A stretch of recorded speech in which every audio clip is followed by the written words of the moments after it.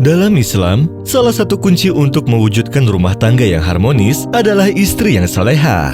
Menjadi istri yang soleha pastinya menjadi idaman semua perempuan.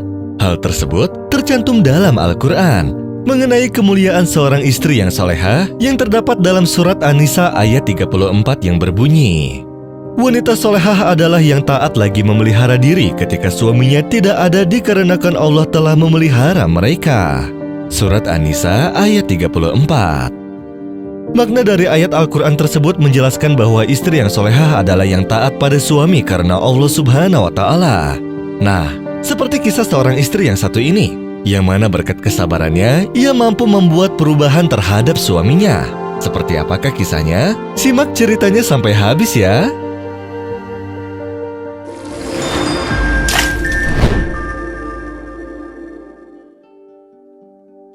Diceritakan bahwa ada seorang wanita yang menelpon seorang mufti untuk menanyakan pendapat tentang suatu perkara yang sedang ia alami. Ia berkata kepada syekh tersebut, "Wahai syekh, aku seorang muslimah yang taat kepada Allah, tetapi aku mempunyai seorang suami yang selalu meminum khamar dan bermabuk-mabukan. Ia tidak pernah pulang kecuali saat malam hari.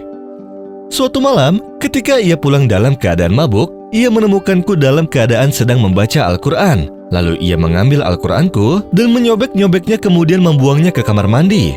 Dengan kejadian tersebut, apakah aku harus tetap tinggal bersamanya atau apakah aku harus meminta talak?" Lalu syekh tersebut bertanya, "Apakah kamu mempunyai anak dan keluarga?" Perempuan tersebut pun menceritakan bahwa ia mempunyai 5 anak dan tidak ada anggota keluarga yang tinggal bersamanya dikarenakan ia tinggal di kota, sedangkan keluarganya tinggal di desa. Ketika itu syekh berkata, "Jika begitu, maka bersabarlah dan janganlah kamu meminta talak dan janganlah kamu bertengkar dengan suamimu. Karena jika kamu bertengkar dan meninggalkan suamimu serta anak-anakmu, maka yang akan meminum khamar nanti akan bertambah menjadi 6 orang. Dan yang akan merobek mushaf juga akan bertambah menjadi 6 orang. Karena anak-anakmu akan mengikuti perilaku ayahnya. Maka dari itulah, kamu perbanyaklah sholat malam dan berdoa kepada Allah, agar suamimu diberikan hidayah oleh Allah Subhanahu wa Ta'ala." Maka perempuan muslimah tersebut pun merasa puas atas jawaban yang ia terima. Dan setelah 1 tahun berlalu, perempuan muslimah itu pun menelpon kembali syekh tersebut dan menceritakan apa yang terjadi padanya dari awal sampai akhir. Ia menjelaskan bahwa ia adalah seorang wanita yang di tahun lalu menelponnya yang mempunyai seorang suami yang suka bermabuk-mabukan. Dan alhamdulillah, suaminya sekarang menjadi orang yang membuka pintu masjid di pagi hari sebelum subuh. Ia juga kini menjadi seorang muazin dan gemar sholat malam serta membaca Al-Quran. Ia juga tidak pernah melupakan sholat sunnah. Allah Subhanahu wa Ta'ala telah memberinya hidayah dan menanamkan pada dirinya ketakwaan. Semoga Allah memberkatimu, wahai syekh, ucapnya sambil menangis haru dan bahagia karena suaminya yang telah berubah. Syekh pun merasa sangat senang dengan kabar yang ia dengar seraya berkata, "Itu semua karena kamu mendekatkan diri kepada Allah Subhanahu wa Ta'ala. Kamu berusaha sabar. Allah tahu apa yang kamu lakukan itu ikhlas dan mengharap ridhonya. Maka Allah mengabulkan doa-doamu dan kamu mendapatkan banyak pahala atas apa yang kamu lakukan." Seperti hadis Nabi Muhammad SAW.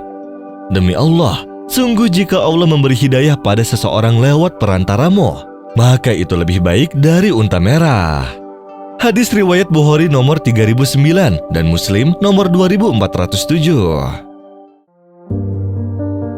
Menjadi seorang istri bukanlah peran yang mudah untuk dilakukan. Tetapi betapa mulianya seorang wanita yang sabar, sehingga dengan kesabaran dan keriduannya lah Allah mengabulkan setiap doanya.